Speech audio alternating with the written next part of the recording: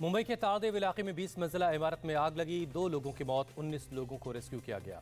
4 लोगों को नायर अस्पताल में भर्ती करवाया गया, 2 की मौत, 15 लोग भाटिया अस्पताल में भर्ती हैं, 3 आईसीयू में हैं। तारदेव इलाके में भाटिया अस्पताल के पास कमला बिल्डिंग की 18वीं मंजिल पर लगी थी आग। दमकल की 13 गाड़ियां मौके पर मौजूद हैं। फायर ब्रिगेड ने इमारत में लगी आग पर काफी हद तक काबू पा लिया है। पूरी रोड को बंद कर दिया गया, एम्बुलेंस की गाड़ियां वहां मौजूद हैं। तारदेव इलाके में कमला बिल्डिंग के आसपास हैं कई हाई राइज इमारतें। पड़ोस के लोगों ने आग लगने की जानकारी दी। आग लगने के वक्त सो रहे थे लोग। गृह मंत्री अमित शाह आज यूपी चुनाव में शुरू करेंगे door to door campaign. Shamli और मेरठ में पार्टी उम्मीदवारों के लिए करेंगे प्रचार। अमित शाह कैराना में एसपी सरकार में पलायन कर गए और बाद में लौटे परिवारों से मुलाकात करेंगे। बागपत और शामली जिले के बीजेपी उम्मीदवारों से मिलेंगे, जीत का देंगे मंत्र। यूपी के सीएम योगी भी आज अलीगढ़ और बुलंदशहर में करेंगे डोर टू डोर कैंपेन। सबसे पहले अलीगढ़ के रघुनाथ पैलेस और जीटी रोड पर करेंगे प्रचार। सीएम योगी दोपहर में बुलंदशहर के निकुंज हॉल प्रदर्शनी मैदान इलाके में घर घर जाकर चुनाव प्रचार करेंगे, फिर प्रबुद्ध सम्मेलन को संबोधित करेंगे।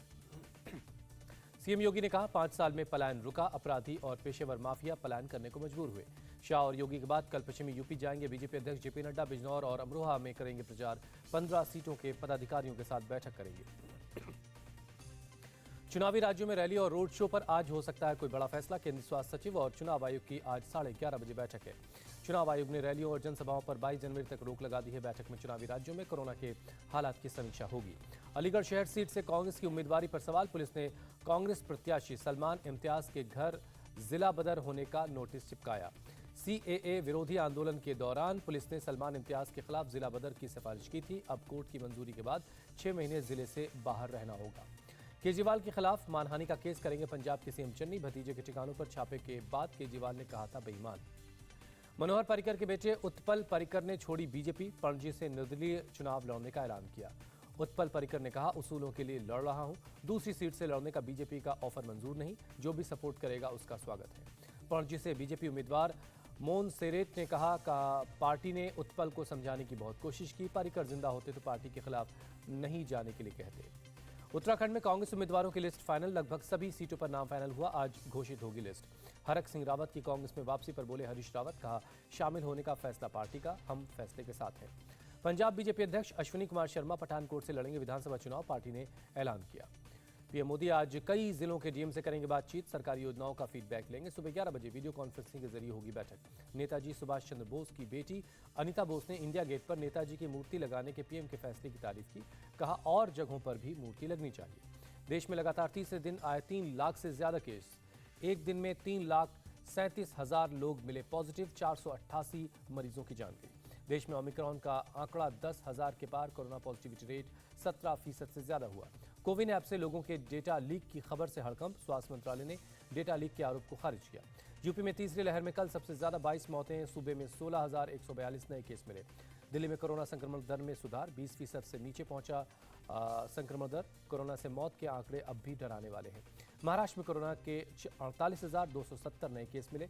52 लोगों की जान गई। 2,343 पर पहुंचा ओमिक्रॉन केसेस का आंकड़ा।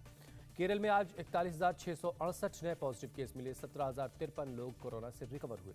रूस में कोरोना का कहर, एक दिन में रिकॉर्ड 49,513 कोरोना के केस दर्ज किए गए। राजस्थान के अलवर में सरिस्का टाइगर रिजर्व से सटे जंगल में 3 पैंथर के शव पाए गए।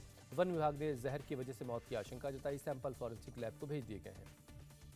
नोएडा में एक घर के अंदर जबरदस्ती घुसकर लूटपाट के मामले में कार्रवाई। 2 की गिरफ्तारी। लूटा हुआ सामान बरामद हुआ।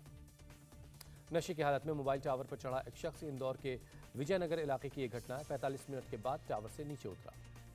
कोयंबटूर में अवैध वन्य जीव कारोबार से जुड़ी कार्रवाई। हाथी दांत, हिरणों की सींग, खाल, तेंदुए के नाखून, दांत समेत 274 चीजों को जलाकर नष्ट किया गया। न्यूयॉर्क में घरेलू विवाद के बाद पहुंची पुलिस पर हमला। दोनों तरफ से हुई गोलीबारी में एक पुलिस वाले की जान गई, संदिग्ध भी मारा गया। सीरिया की जेल पर आईसिस आतंकियों का हमला, 67 लोगों की जान गई, 40 आईसिस आतंकी मारे गए।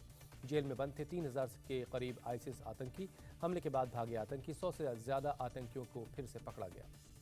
अमेरिका में गर्भपात कानूनों का भारी विरोध। सड़क पर उतरे हजारों प्रदर्शनकारी। सुप्रीम कोर्ट तक मार्च फॉर लाइफ के नाम से निकाली गई रैली। साउथ अफ्रीका ने दूसरे वनडे में टीम इंडिया को एकतरफा मुकाबले में 7 विकेट से हरा दिया। 3 मैचों की सीरीज में 2-0 की अजय बढ़त ले ली है।